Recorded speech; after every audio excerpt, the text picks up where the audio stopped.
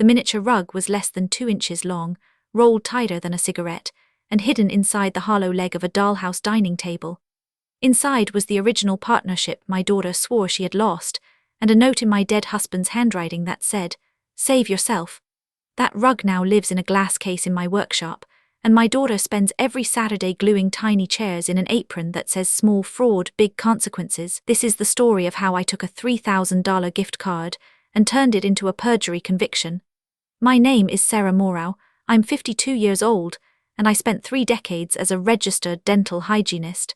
The work teaches you a kind of hypervigilance that never really leaves, reading the tiniest anomalies in a radiograph, feeling a half-millimeter ledge of subgingival calculus with the tip of an explorer, knowing the difference between healthy sulcus and the start of a pocket infection by the faintest give in the tissue. I retired from cleaning teeth the day my husband Tom's life insurance check cleared. Tom was a Finnish carpenter, a quiet man who spent his evenings in the garage building things that defied scale. While I watched procedural dramas, he would sit at his bench with a jeweler's loupe and fashion a working grandfather clock no taller than a thimble, the pendulum a sliver of brass shimstock, the weights tiny lead fishing shot painted gold. Our love story had always been built on small, precise things. When he died of a sudden cardiac arrest at 51, holding a chisel and muttering about a warped piece of basswood, the $92,000 from the policy felt like his final gift. I used every cent to launch Tiny Treasures Miniatures, a custom dollhouse company that combined his woodworking genius with my needlework on 40-count silk gauze. Our daughter Lily was 26, fresh out of a business program with a minor in marketing, and she asked to join me as a full partner. She had our nose, my mother's keen eyes, and a way of presenting things that made you feel like you were already agreeing before you even spoke. We sat at my kitchen table in the honey-colored light of a late afternoon, and I brewed a pot of Earl Grey while she unfolded a partnership agreement she had typed herself. It was a single sheet of 100% cotton acid-free paper, the kind archivists use, because Lily said she wanted this to last for generations. We signed it in fountain pen, a vintage Waterman that Tom had given me on our 10th anniversary. 50-50 ownership, equal votes, all assets shared. She added a clause at the bottom in bold. Sarah Morrow shall receive a lifetime supply of hand-painted miniature furniture, 1 finished piece per month in perpetuity. I laughed so hard I snorted, but she said, "Mom, you'll never have to buy a tiny chair again. It's a little joke and a little promise." Tom, who had been watching from the doorway with a cup of coffee, stepped forward and added his signature as witness. His blocky carpenter's handwriting, all straight lines and right angles, sat there like a foundation stone. He folded the paper into a compact square and said he would keep it safe, somewhere Lily would never guess. I never asked where. A week later he was gone. Tiny Treasures grew fast. Our signature style, rustic Victorian with working brass doorknobs, hand-woven rugs and real glass windows, caught the attention of collectors who paid premium prices for quarter-scale authenticity. Lily ran the social media, the website, the vendor contacts, while I built and painted and upholstered until my fingers cramped. We shipped to 12 countries. Our revenue crossed $200,000 a year. Then a mid-sized toy company, Maple and Oak, contacted Lily with an acquisition offer, $650,000 for the brand, the tooling, the designs, and all existing inventory. She told me about it after the initial call, her voice calm and professional. "This could be our retirement, Mom." I remember thinking I didn't want to retire. I wanted to make miniature spinning wheels until I died. But the offer was significant and I trusted her to handle the details. That was my first mistake. The discovery happened on a Thursday morning, 10 days after we first discussed the offer. I drove to the workshop, a converted garage on a rented property Lily had found 2 years earlier, with my spare key hidden behind the loose brick near the garden hose. The lock stuck a little, then the door swung open onto an empty room. The custom jigs Tom had machined from aluminum bar stock were gone. The laser cutter and the scroll saw were gone. The shelves where we stored finished inventory, a dozen fully built dollhouses and their miniature furnishings, were bare except for dust outlines. In the corner, like an afterthought, sat a single cardboard box with trash scrawled on the side in Lily's handwriting. I knelt beside it, my hands trembling so badly I nearly tipped it over.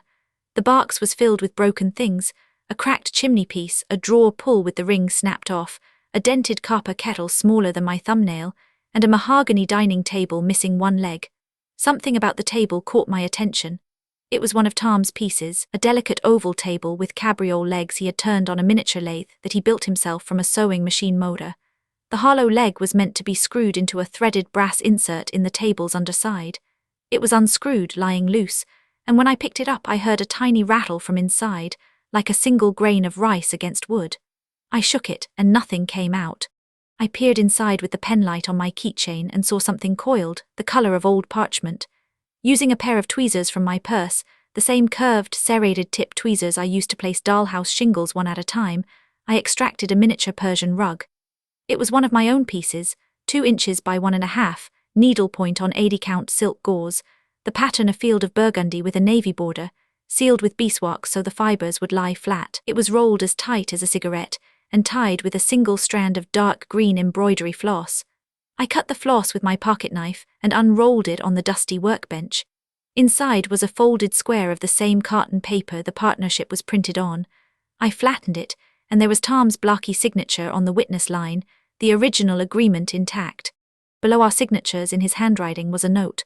Sarah, Lily asked me to forge your signature 3 days before I died. I refused. If you're reading this, she's done it herself. The real notary is Doris Chen at First County Trust, record book number 8823. I love you, do not trust her, save yourself. I read it 3 times, each time feeling my heart constrict like a fist closing. He had seen it, he had known, and he had hidden the only proof inside the one thing Lily discarded as worthless. Before I continue this story, let me know where you're watching from in the comments below. Hit like and subscribe if you believe blood does not give anyone a free pass to bleed you dry. Lily and her husband Derek arrived at my house that same afternoon, 2 hours after I got home, as if they had been watching the place.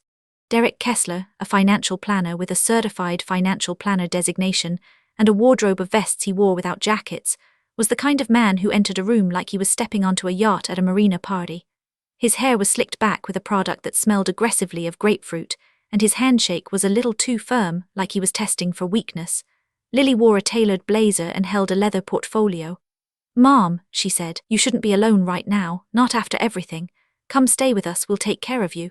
She gestured vaguely at the house, my house, the one with 30 years of memories, as if it were already an inconvenience. I noticed the car in the driveway, a new Audi S7 with a temporary registration taped in the rear window. $650,000 buys a lot of German engineering. I did not react. Instead, I let my shoulders sag and my voice go soft. "I don't know anything about business," I said, letting a tremor creep in. "Maybe you're right, I'm so confused. The workshop was empty, I don't understand. Did I sign something?" Lily's smile was a perfect blend of pity and control. "We'll explain everything, Mom. Let's get you comfortable." I allowed them to pack an overnight bag for me. I let Derek take my elbow like I was a fragile antique and guide me into the back seat of the Audi. The leather was still crinkly new. Inside my purse, in a zippered pocket that felt like a second skin against my hip, I carried the miniature rug and the original partnership, rolled back into its silk cocoon. I moved into their 4-bedroom colonial in a subdivision called the Willows, a place where every lawn was chemically optimized and every mailbox matched. I was given the guest room with the floral wallpaper that had a faint vinegary odor from the adhesive and a view across the hall of Derek's home office. They treated me like a piece of inherited furniture, placed in a corner, occasionally dusted, never consulted. I played the part. I shuffled when I walked. I called Lily, the business expert, with a quaver that would have won an Oscar in another life. I asked if the $3,000 gift card she had sent me in a registered letter that Monday had any activation fees because I couldn't figure out the fine print. The letter, which I kept in my purse, read, "For all your future projects, thank you for being the inspiration." Derek actually patted my head when I mentioned it. When you are the invisible old woman they expect you to be, you can overhear almost anything without them noticing. The first red flag came on a Tuesday evening. I was resting in the sunroom with a cup of lukewarm tea, the window cracked to let in the scent of freshly cut grass. Derek was on the back patio, his voice carrying through the gap. He said, "The seller financing won't cover it. We need 50 more by Friday or the whole deal unwinds." Then something about bridge loans and variable rates and a balloon payment coming due on a line of credit. I recognized the language. In 30 years of dental hygiene, I had sat chairside while my patients, business owners and accountants and loan officers talked about their work while I scraped tartar off their molars. The human mouth is a confessional, and I had learned to listen. That night, while Lily was making dinner, I passed the kitchen doorway and saw her laptop open on the counter, a spreadsheet glowing. I only glanced, but my eyes are trained to catch small details. The columns listed credit card accounts, Capital One, Chase Sapphire, American Express Platinum store cards a half dozen more, 18 accounts total. The aggregate balance at the bottom read 143,700 and something. That 650,000 wasn't a windfall, it was a life raft. I began my investigation the way I knew best, with small, precise tools. My dental hygiene kit had come with me in my overnight bag, packed for sentimental reasons, along with a photograph of Tom, and a spare set of reading glasses. It contained a set of periodontal explorers with angled tips, a mouth mirror with a slender stainless steel handle, a tiny hemostat that locked with a satisfying click, and a periodontal scaler with a sickle-shaped blade I had used to remove tenacious subgingival deposits. My hands, after 3 decades, could feel a half-millimeter ledge of calculus through a metal instrument as thick as a pencil lead. A lock's internal pins would feel like a Braille novel. Derek's filing cabinet was a HON 4-drawer vertical model, beige standard issue, the kind you see in every dentist's office. The lock was a tubular cam, a 7-pin mechanism that secures the top drawer and releases the others. Tubular locks are vulnerable to impressioning if you have a tool with a gentle curve and the patience to feel for each pin. I waited until a Thursday afternoon when both Lily and Derek left for what they called a tax planning consultation, which I later learned was a meeting to restructure the acquisition into a series of shell LLCs to obscure the flow of funds. I used the sliding glass door in the kitchen as an excuse to be in the hallway, pretending to fumble with the track while I listened for the garage door. The moment I heard the mechanism engage, I crossed the hall in 6 steps and knelt before the filing cabinet. From my kit I selected a Gracie curette, a periodontal instrument with a long, thin shank and a tiny curved blade. It is not designed for lockpicking, but its tip is narrow enough to enter the keyway, and the slight curvature mimics a tension wrench. I inserted the tip and applied gentle rotational pressure with my left hand, then used the explorer in my right to feel for the pins. Each pin sits in a circular pattern, and as you apply torque, the binding pin will resist movement. You rock the explorer gently, lifting each pin until it sets, then move to the next. It is a matter of tactile feedback, the same skill I use to determine the depth of a periodontal pocket by feeling the resistance of healthy attachment versus diseased tissue. In less than 5 minutes, the lock turned with a soft clunk that was sweeter than any praise I ever got from a dentist. I slid the drawer open. Inside, filed under tiny T. Dissolution was the forged document. It was a standard dissolution of partnership form for our state, signed by Sarah Morrow, in a wobbly script and notarized by A.M. Davis, notary number 44512. I removed it with a pair of cotton gloves I had brought because I had seen enough procedurals to know about latent fingerprints, and I laid it on Derek's desk under the light. My signature was not even a good forgery. It had been traced. You could see the remnants of graphite transfer lines beneath the blue gel ink, thin smudges where the image had been pressed and then imperfectly cleaned. The S had a sharp top loop correct, but the connecting stroke that follows the S in my real signature lifts slightly at the bottom before continuing, a habit born from a hand injury I sustained in 2007 when I caught a falling autoclave and tore a tendon. The forgery had a continuous, unbroken loop with no lift, a single fluid motion. Every dental record I ever initialed has that lift. I know my own hand's pathology like a fingerprint. I photographed every page with my phone, making sure the kitchen calendar with the date was visible in the frame to establish a clear timeline. Then I went deeper. In another hanging folder, behind tax returns and car loan documents, I found a draft of the asset purchase agreement between Tiny Treasures Miniatures and Maple and Oak. Appendix C, titled Indemnification, contained a clause stating that the buyer was to be held harmless from any future claims by prior stakeholders, including but not limited to Sarah Morrow. Below that, a separate binder held email printouts. One 3 weeks old, from Lily to Derek. Mom won't even know she signed it, she's still foggy from the beta blockers. Another from Derek to Lily. Once the release is signed, we can finalize the offshore transfer. Make sure she doesn't see a lawyer. Beta blockers. I have never been prescribed a beta blocker in my life. My resting heart rate, according to my last physical, was 62. They were building a narrative, a medical fiction, to lay the groundwork for declaring me incompetent if I ever challenged anything. Over the next 2 weeks, I expanded my investigation with the patience of a woman who once spent 3 hours cleaning a single molar with a furcation defect. I planted a tiny voice-activated recorder inside a dollhouse I had given Lily as a housewarming gift 2 years prior. It was a replica of her childhood home, a 2-story colonial painted the same shade of butter yellow, with a removable roof for dusting and a hinged front panel. I hollowed out the attic space with a chisel I had concealed in my purse, and I installed a small digital recorder no larger than a postage stamp, meant for capturing lectures and interviews, with a voice activation threshold set low and a battery life of 40 hours. Every night after they thought I was asleep, they talked. I retrieved the recorder twice a week during my afternoon naps, slipping into the empty living room while Lily ran errands and Derek met with clients. I would listen in my room with earbuds, transcribing key phrases into a tiny notebook I kept tucked inside a sanitary pad in my purse, a trick I learned from a patient who worked in corporate security. Lily said, "The rug was thrown out, no one will ever find that old paper. I checked the barks myself before the movers came." Derek said, "Just get her to sign the final general release, the one that says she was fully compensated and waives all claims. Once that's notarized, we're bulletproof." He laughed then, a hyena sound, and added, "I'll paint her a wooden coffin if she pushes it." That line I saved for the end because it was the line that would unspool him completely. Another red flag.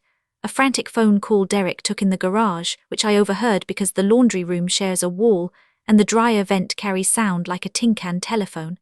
He was speaking with a creditor, something about a margin call on an investment account, and he used the phrase, "We can cover it once the offshore transfer clears." I also found a shredded document in the office wastebasket that I reconstructed over an hour using tweezers and a magnifying visor I had packed for close-up miniature work. It was a preliminary loan application for a second mortgage on the house, dated after Tom's death, using tiny treasures as collateral. The loan amount was $200,000, and the terms were predatory. Every piece of evidence painted the same picture. Lily and Derek were drowning in debt. They had seized the business to sell it and save themselves, and they were actively constructing a legal fiction that would leave me with nothing but a $3,000 gift card and a fabricated medical history. The ally arrived in the form of a notary's logbook and a forensic document examiner with an unshakable reputation. The note from Tom had mentioned Doris Chen at First County Trust, record book number 8823. I called the bank from a burner phone I purchased at a gas station, using cash so there would be no record on my cell bill. Doris Chen was retired now, but she still lived in the same town and kept meticulous records in her garage, organized by year. She answered on the third ring, and I explained that I was Sarah Morrow, Tom's widow, and I needed to verify a notarization. She remembered Tom. "He came in on a Tuesday afternoon," she said, her voice crisp and meticulous. "He had the partnership agreement and he wanted me to verify everyone's identification personally and keep a certified copy in my vault. He said something about his daughter not wanting a witness. I thought it was odd, but he paid the vault fee in cash and never came back." She confirmed the entry. Record book number 8823, date, signatures, seal. She still had the certified copy. I arranged to pick it up in person, driving my old Honda to her house with a tremor of hope that felt almost dangerous. The copy was pristine, the embossed notary seal crisp, Tom's signature as solid as his handshake. I now had irrefutable proof of the original partnership. The forged dissolution, notarized by A.M. Davis, who did not exist because I checked the state notary database, was a fabrication from beginning to end. The next piece was forensic. I contacted a woman named Rita Kowalski, recommended by a compliance officer at my credit union who once handled a check fraud case for a patient of mine. Rita had spent 20 years as a forensic document examiner, testified in over 300 trials, and had a particular specialty in signature fraud involving elderly victims. I met her at a diner off the interstate, carrying the forged dissolution inside a manila envelope that I never let leave my sight. She examined the document under a portable UV light and a digital microscope that plugged into her laptop. "Traced forgery," she said after less than a minute. "See these hesitation marks at the top of the S? That's where the pen paused as they followed the underlying image. And the ink is fresh, a blue gel that wasn't commercially available until 2 years ago. Your original was signed with a fountain pen iron gall ink. I can see the oxidation pattern on the copy Doris provided. Different ballgame entirely." She agreed to write a formal report, 30 pages of technical analysis including ink chemistry, pen pressure graphs, and stroke morphology. I paid her out of my savings, a check I had written before I left my house, because I was not about to let Lily trace any part of this. During this time, I also made contact with a compliance officer at Maple and Oak, a woman named Angela Tran, who had flagged the acquisition during a routine audit, because the dissolution of a 50-50 partnership without a notarized signature from the departing partner was irregular. She called the phone number listed for me on the dissolution form, which Lily had changed to a burner number that rang to a voicemail message in Lily's own voice pretending to be me. Angela, suspicious, had cross-referenced the LLC's original filing and found my real number through a public records search. She reached me during one of my afternoons at the library, using their computers so there was no digital trail at the house. "Mrs. Morrow, I need you to confirm something," she said. "Did you receive any compensation for the dissolution of your partnership?" I told her quietly that I had never signed anything, that I was in possession of evidence of forgery, and that I wanted to cooperate. She became, in the weeks that followed, my inside contact, feeding me information about where the closing would take place and what documents they expected me to sign. She also told me that the company's legal team was uneasy and would back away the moment fraud was proven, because their liability insurance would skyrocket if they were complicit. I had a corporate ally now, a quiet young woman in a blazer who believed in process and hated liars. But I needed one more thing before I could act. I needed to know if my daughter had any remaining humanity, any sliver of conscience that might make me hesitate, so I staged a medical scare.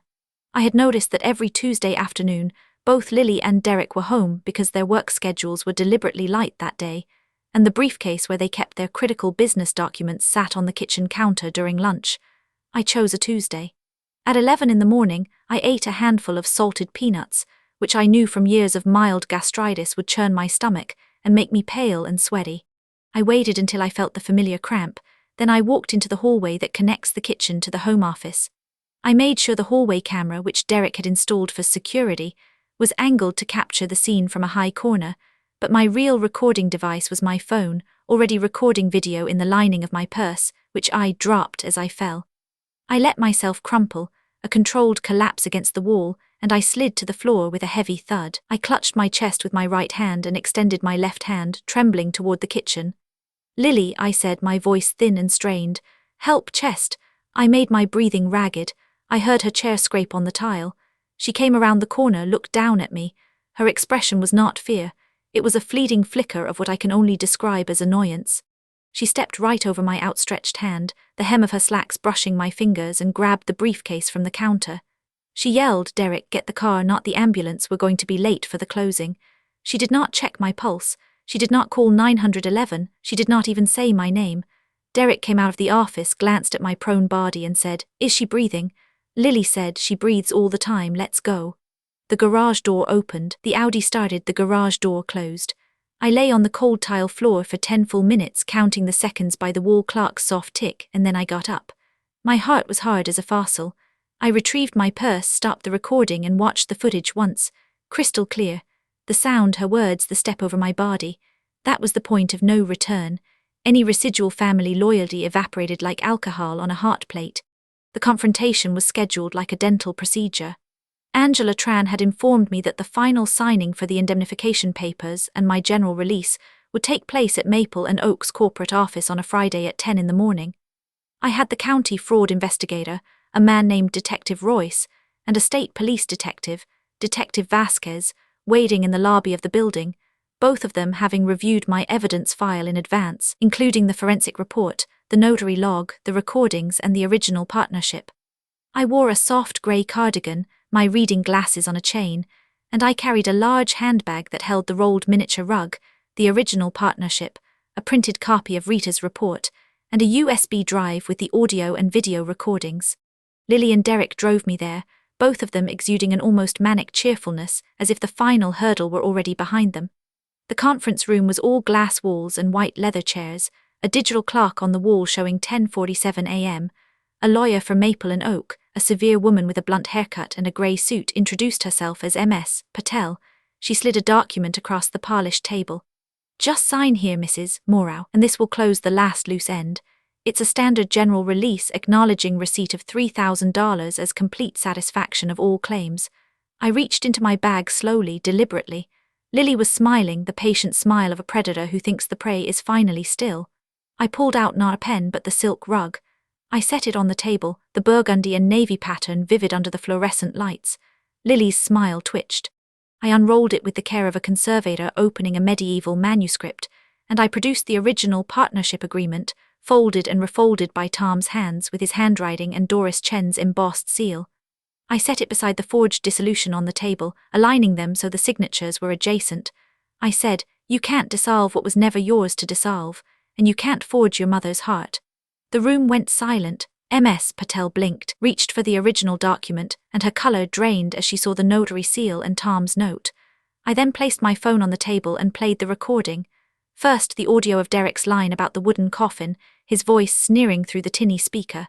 Then the hallway video, my own body collapsing, Lily stepping over me, the words, "She breathes all the time, let's go." Ms. Patel pushed her chair back and said, her voice elevating, "We were told there were no outstanding ownership claims. This is a material misrepresentation." Lily's composure shattered. She stood up, her chair scraping the floor, and started shouting that I was senile, that I was making up stories, that the rug was a plant. Derek lunged for the papers, but I had already pressed the send button on a pre-typed text to Detective Royce that read simply, "It's time." The conference room door opened, and 2 men in suits entered, displaying badges. Derek froze. The detective blocked his hand, and Royce placed a hand on Lily's shoulder. "Lily Kessler, you are under arrest for forgery, fraud, perjury on a notarized state filing, and attempted financial exploitation of an elderly person." She screamed at me, her voice breaking, calling me every name you could imagine a daughter calling a mother. I sat still, my hands folded on the table, and I watched them handcuff her. Ms. Patel, pale and furious, retreated to a corner and began making phone calls. The dissolution filing with the state was voided within the week. The toy company's legal department, keen to limit liability, settled with me privately within 10 days. I was restored as sole owner of Tiny Treasures Miniatures, and Maple and Oak paid an additional sum, $710,000 after my lawyer's fees, for the unauthorized use of intellectual property and the emotional distress of the entire ordeal. I had Doris Chen notarize the settlement agreement, just to feel the circle close. Lily and Derek were charged with multiple counts, but the perjury on the state filing, a felony, was the one that stuck after a plea deal that my lawyer negotiated for full restitution and a permanent record. The trial was short because the evidence was overwhelming. Lily was convicted of perjury and elder exploitation, and the judge, a woman with iron-grey hair and no patience for filial betrayal, said during sentencing, "Betraying a parent for financial gain is a special kind of cold." Lily received 4 years of probation, 2,000 hours of community service, full financial restitution to be seized from all remaining assets, and a criminal record that would follow her forever. The Audi was auctioned. The house in the Willows had a lien filed against it and was sold at a loss. Derek lost his CFP license, and he now works the drying towels at a car wash off the interstate. I hear he still smells like grapefruit, but now it's the cheap air freshener from the break room. I rebuilt the business from my own home, converting Tom's old garage into a workshop with the same salvaged workbenches and a new laser cutter I bought from a surplus auction. I renamed the company Tiny Lies Miniatures. The new brand marks every piece with a tiny brass plaque affixed to the bottom of the largest furniture item. Every piece built on a foundation of truth. But there's one special product line, the Karmic Collection, where the plaque is slightly larger, and it includes a QR code. Scan it, and you are taken to a publicly accessible court record, a summary of Lily's perjury conviction, the appellate court's affirmation, and a photograph of the original miniature rug in its glass case. The Karmic Collection sells out every month, and the reviews always mention the QR code. The community service order was specific. Lily had to complete her hours under my supervision, a provision my lawyer quietly inserted into the restitution terms as a form of poetic justice. Every Saturday morning at 9 o'clock sharp, my daughter arrives at my workshop, wearing an apron that I ordered online. It says "Small Fraud, Big Consequences" in bright red letters. She glues tiny chair spindles, she polishes miniature brass doorknobs, she hand-paints furniture with a brush so fine it has only 3 hairs. The lifetime supply clause from the original partnership now works in reverse. She must produce 1 finished piece per month, in perpetuity, to discharge her debt to me. I watch her shape a table leg from a basswood dowel, her hands still clever but her face tight with resentment, and I think about Tom's note, rolled so tightly into a rug no wider than my thumb.